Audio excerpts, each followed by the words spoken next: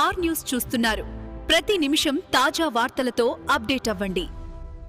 Gayatrinagar bus stop వెనుక ఉన్న wines యాజమాన్యం పూర్తిగా సర్వీస్ రోడ్లు ఆక్రమించారని, బహిరంగ ప్రదేశాలను మద్యం సేవిస్తూ పలు కాలనీల్లో మహిళలను, సర్వీస్ రోడ్ నుంచి నడిచే మహిళలను అసభ్య పదజాలంతో వేధిస్తున్నారని, సర్వీస్ రోడ్ నుంచి మహిళలు నడవాలంటే భయాందోళనలకు గురవుతున్నారని పలు కాలనీల అధ్యక్షులు ఆవేదన వ్యక్తం చేశారు. ట్రాఫిక్ అధికారులకు, జీహెచ్ఎంసీ అధికారులకు ఎన్నిసార్లు ఫిర్యాదు చేసినా పట్టించుకోవడం లేదని ఆవేదన వ్యక్తం చేశారు. సర్వీస్ రోడ్డును పూర్తిగా పార్కింగ్కు వ్యాపారులు అడ్డగా మార్చుకున్నారని, అధికారులు వారిని ఏం చేయలేకపోతున్నారని, ఎన్నిసార్లు ఫిర్యాదు చేసినా కార్యాలయాల చుట్టూ తిరిగినా ప్రయోజనం లేకుండా పోయిందని అన్నారు. బస్టాప్ వెనకాలే వైన్స్ ఉండడం మహిళలు తీవ్ర ఇబ్బందులు ఎదుర్కొంటున్నారని, బస్టాండ్లో ఆటోలు నిలిపి కొంతమంది మద్యాలు సేవిస్తున్నారని తెలిపారు. ఇప్పటికైనా అధికారులు సర్వీస్ రోడ్డును కబ్జా చేసిన వ్యక్తులపై చర్యలు తీసుకోవాలని, వాటిని పూర్తిగా తొలగించాలని కోరారు.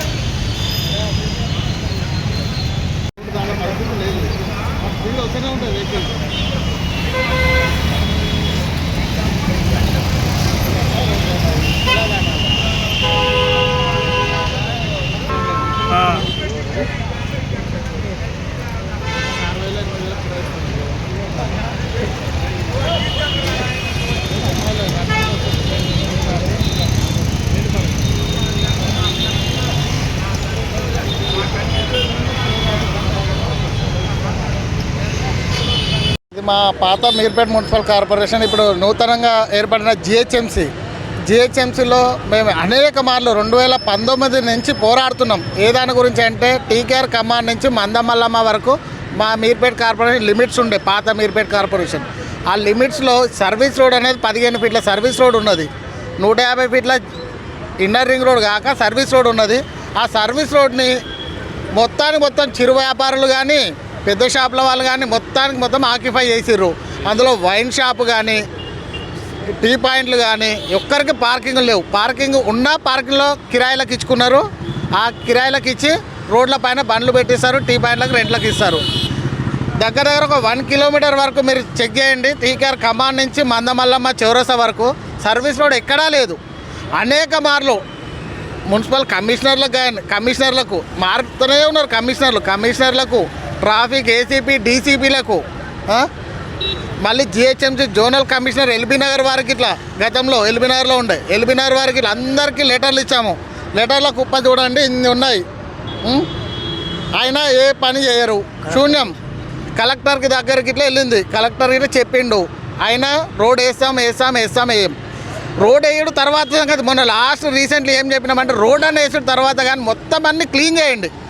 రోడ్డు క్లీన్ చేసి జేసీబీతో సాఫ్ చేసినా మేము అందుబాటు మా వాళ్ళు నడుస్తారు. రోడ్డు దాటడానికి వీలు లేదు, పోవడానికి రావడానికి, లేకపోతే రాంగ్ రూట్లో పోవాల్సి వస్తుంది. మా రోడ్డు ఉండి మేము ఎందుకు వదులుకోవాలా? ఈ షాప్లకు ఏమైనా కిరాయిలకు ఇచ్చిర్రా మున్సిపల్ కానీ జిహెచ్ఎంసీ కానీ? ఎవరికి ఇచ్చారు? ఈ రోడ్లో ఎన్ని కాలనీస్కి ఇక్కడి నుంచి మీర్పేట వరకు ఉన్న 120 కాలనీలు దీనిలోకి వెళ్ళి మామూలుగా వెళ్తూనే ఉంటారు. రెండుని ఆయన 120 కాలనీలో ఈ రోడ్లో వెళ్తుంటారు.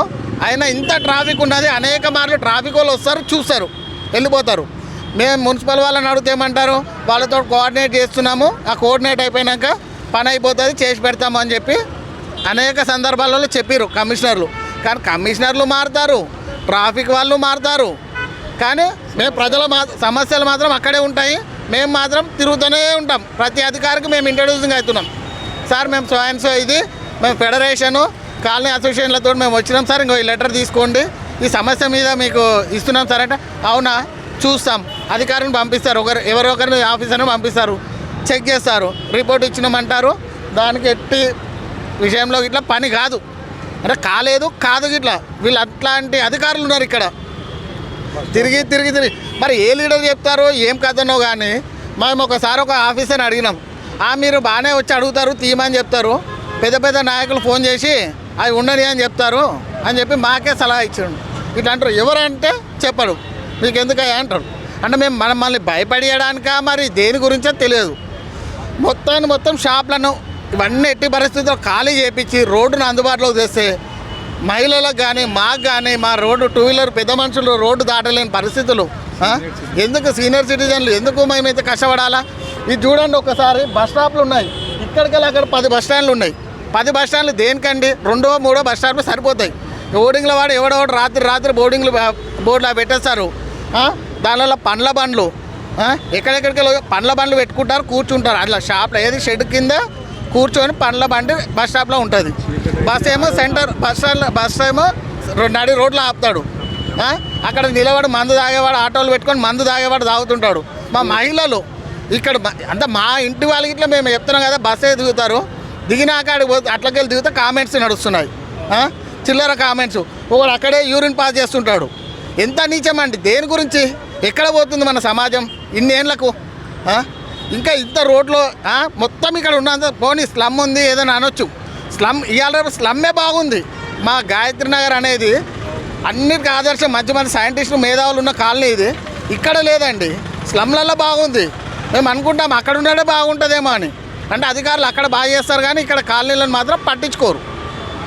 చాలాసార్లు కంప్లైంట్ ఇచ్చామండి. 2019 నుంచి నా దగ్గర ఎవిడెన్స్ ఉన్నాయి, లెటర్స్ ఉన్నాయి, అన్నిటి మీద కంప్లైంట్స్ ఇచ్చాము, శూన్యం. సరే వాళ్ళకి ఏదైనా షాప్కి ఇచ్చినప్పుడు షాప్ తగ్గట్టు ఏది పార్కింగ్ అని ఉండాలి కదా, ఆ పార్కింగ్ ఉండదు. మొత్తం మీరు చూడండి, నడిచే పరిస్థితి లేదు. బండ్లు పోవడం దేవుడెరుగు, నడిచే పరిస్థితి లేదు. అందులోనే డ్రైనేజీలు పొంగుతాయి, ఇష్టం ఉన్న చిన్న షాపులు పెడతారు, ఎవడెవడికి ఇస్తారో తెలియదు. డ్రైనేజీలు పొరులుతూనే ఉంటాయి. అయినా ప్రజలను పట్టించుకునే లీడర్ లేడు. ఇప్పుడు మా కార్పొరేషన్ అయ్యి 1.5 year దగ్గర జనవరిలో అయిపోయింది, 1 year పైన అయిపోయింది. ఇక దాని తర్వాత ఇక్కడ చూసిన రాజకీయ నాయకుడు లేడు. 2019 నుంచి నేను దీనిపైన పోరాడుతున్నా. నేను అప్పటికి రాజకీయంలో లేను, ఏది లేను, ఒక కాలనీ మెంబర్గా ఉన్నాను. ఇప్పుడు కాలనీ అసోసియేషన్లతో ఉన్నాను. నేను కాలనీ ప్రెసిడెంట్గా ఉన్నాను. ఫెడరేషన్ ఆల్ కాలనీకి ఫెడరేషన్ సెక్రటరీగా ఉన్నాను. నేను ఒక రెఫరెండేటివ్ ఉన్నా కానీ ఒక అధికారికి లెటర్ ఇస్తే కానీ పట్టించుకుంటలేరు. అంటే ఇంకా సామాన్యుడు పోయి ఇట్లా ఉంది సార్ అని చెప్తే ఎవరు తీసుకుంటారు? అంటే ఓన్లీ ప్రజానాయకుడే రావాలా దీనిల కోసము? ఆ ప్రజానాయకులు రారు బయటికి. వాళ్ళకు లోపాయకారం ఏముందో తెలియదు కానీ ఎట్టి బరువు పనులు మాత్రం కావట్లేదు. ఈ సర్వీస్ రోడ్ను మాకు ఏం రోడ్డు బడ్జెట్ ఉంటే వేయండి, లేకపోతే లేదు. కానీ ముందైతే ఖాళీ చేపియండి. ఫస్ట్ రోడ్డు పైన ఉన్నాయన్నీ ఖాళీ చేపియండి. ఖాళీ చేపించి అందుబాటులోకి తెండి, జేసీబీ పెట్టి సాఫ్ చేయండి చాలు. ఆ జేసీబీ డబ్బులు లేకుండా మా కాలనీ అసోసియేషన్లో ఫండింగ్ మేము వేసుకునే ఇస్తాము. కానీ ఇక్కడికి రావాలి. మేము వచ్చి అడిగినామనుకో, ఈ షాప్ తీయన్నామనుకో, గల్లలు పట్టుకొని కొట్టుకునే పరిస్థితులు ఉంటాయి. అదే మీరు అధికారులు మీరు చెప్తే వాళ్ళు తీస్తారా లేదా మీ రూల్స్ ప్రకారం మీరు తీసేస్తే బాగుంటుందని మేము అనుకుంటున్నాం. ఈ ఓల్డ్ గాయత్రి నగర్ ప్రెసిడెంట్ను. మాకున్న సమస్యలు ఏంటివంటే ఈ సర్వీస్ రోడ్ అండి.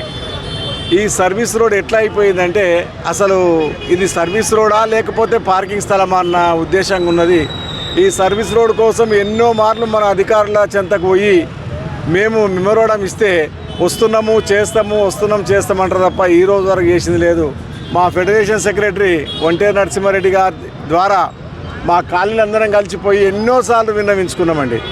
కానీ ఈ సర్వీస్ రోడ్డుకు మోక్షం రావట్లేదు. కాబట్టి దయచేసి ఈ వేదికను పురస్కరించుకొని పై అధికారులకు తెలిపితే మా సర్వీస్ రోడ్డు క్లియర్ అయ్యి ఆడపడుచులకు రక్షణగా ఉంటుంది. ఆడపడుచులు నడవాలంటే భయపడుతున్నారు. ఆడపడుచుల మీద కామెంట్లు ఎక్కువైనాయి. అసలు ఆ గల్లీలకు మా ఇంటి గల్లీలకు పోవాలన్నా కూడా ఆడపడుచులకు చాలా ఇబ్బంది అయింది. ఈ ప్రభుత్వం చొరవ తీసుకొని ఆడపడుచులకు రక్షణ కల్పించి మా సర్వీస్ రోడ్ను బాగు చేస్తారని అనుకుంటున్నామండి. తెలియజేస్తూ శ్రీ గాయత్నగర్ కాలనీ ప్రెసిడెంట్, నా పేరు మల్లారెడ్డి. ఈ అపోలో ఫార్మసీ గాయత్నగర్ చౌరస్తా నుంచి ఈ మన కృష్ణ హాస్పిటల్ వరకు చాలా ఇబ్బంది. 40 ఫీట్ల రోడ్డు ఉంటే 8 ఫీట్ రోడే ఉంది. మొత్తం పార్కింగ్ కబ్జా చేస్తూ ఉన్నారు. పార్కింగ్ కబ్జా చేసి పోవడం రాకపోకలు 25 కాలనీ రాకపోకలు జరుగుతాయి. దాన్ని పట్టించుకునే నాతో ఎన్నోసార్లు ఫిర్యాదులు చేసాము. చూస్తూ పోతూ పనులు జరుగుతారు. అదే ఒంటే నరసింహారెడ్డి గారు చెప్పిన విధంగా ఇక్కడ సిగ్నల్ ఒక 15 సెకండ్లన్నా ఇచ్చి సిగ్నల్ వచ్చేట్టు చేస్తే బాగుంటుంది. ఇబ్బందులు యాక్సిడెంట్ కూడా అవుతున్నాయి. కాబట్టి 25 స్కూల్స్ ఉన్నాయి ఇక్కడ. విద్యార్థులకు కష్టమవుతుంది, చాలా కష్టమవుతుంది. కాబట్టి తక్షణమే దీన్ని యుద్ధప్రాతిపదికన తీసుకొని ఇది అమలు చేయాలని మేము కోరుతున్నాం. ఇజ్రాయల్ కూడా ఇక్కడ వైన్ షాప్ దగ్గర ఇజ్రాయల్ చాలా చండాలం పనిచేస్తున్నారు. ఇజ్రాయల్ వాళ్ళు కూడా కఠినంగా వాళ్ళ మీద చర్యలు తీసుకొని లా అండ్ ఆర్డర్ కంట్రోల్ చేసుకోవాలని చెప్పని మేము కోరుతున్నాము. ధన్యవాదాలు.